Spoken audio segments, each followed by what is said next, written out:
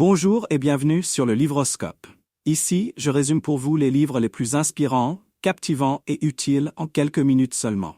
N'oubliez pas de soutenir la chaîne en vous abonnant et surtout pour ne rien manquer des prochains résumés. Dans l'art de la séduction, Robert Greene décortique les mécanismes subtils de l'influence à travers la séduction. Ce livre ne se limite pas aux relations amoureuses. Il aborde la séduction comme une forme de pouvoir universel, applicable dans la vie professionnelle, politique et sociale. Greene s'appuie sur des exemples historiques et des figures emblématiques, de Cléopâtre à Casanova, pour dévoiler les principes qui rendent certains individus irrésistibles et influents. Voici les 4 phases de la séduction selon Greene. 1. Attirer l'attention. L'objectif ici est de se démarquer en créant un mystère ou une aura particulière. La sirène, par exemple, utilise la beauté et la promesse du plaisir pour captiver. Cléopâtre est l'exemple parfait. Elle utilisait son charisme et son sens du spectacle pour ensorceler ses partenaires politiques et amoureux. Par exemple, dans un environnement professionnel, attirer l'attention peut signifier maîtriser l'art de la présentation ou cultiver une image intrigante sur les réseaux sociaux. 2. Créer de l'intérêt et éveiller le désir. Greene conseille de ne pas tout dévoiler d'un coup. Garder une part de mystère suscite la curiosité. Par exemple, l'archétype du libertin séduit par son intensité émotionnelle et sa promesse d'aventure passionnée. Exemple d'application pratique. Dans une négociation, révéler graduellement ses intentions peut maintenir l'intérêt de l'autre partie et renforcer sa position. 3. Susciter le désir par la manipulation émotionnelle. Cette phase consiste à établir une connexion profonde en répondant aux besoins cachés de l'autre. La séduction repose sur l'écoute attentive et l'empathie. Greene souligne que chaque personne a une faille émotionnelle exploitable.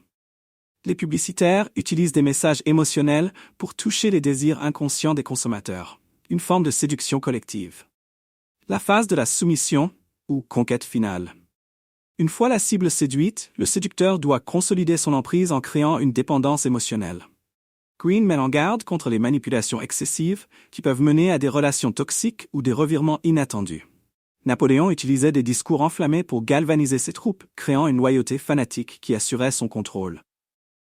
Greene présente 9 archétypes de séducteurs, chacun ayant sa propre méthode. 1. La sirène, séduit par l'apparence et la promesse de plaisir. 2.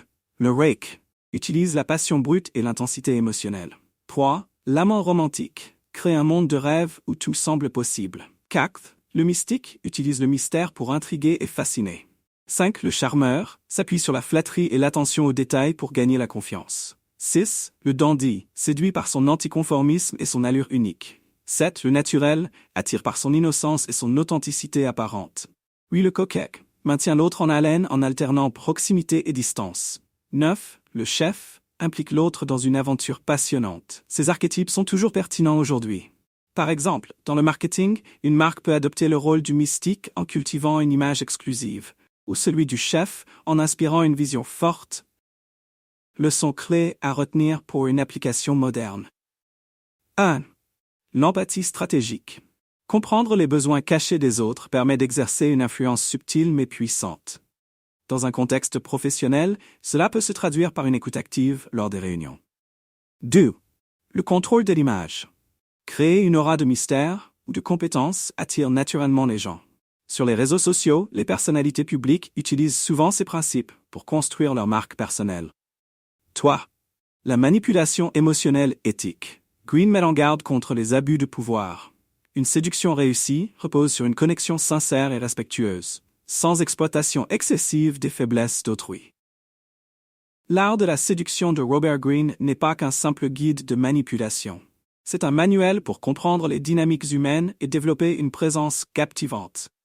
Que ce soit dans les affaires, la politique ou la vie personnelle, ces stratégies peuvent transformer votre approche des relations. Abonnez-vous à notre chaîne pour plus de résumés enrichissants et partagez vos expériences de séduction réussies.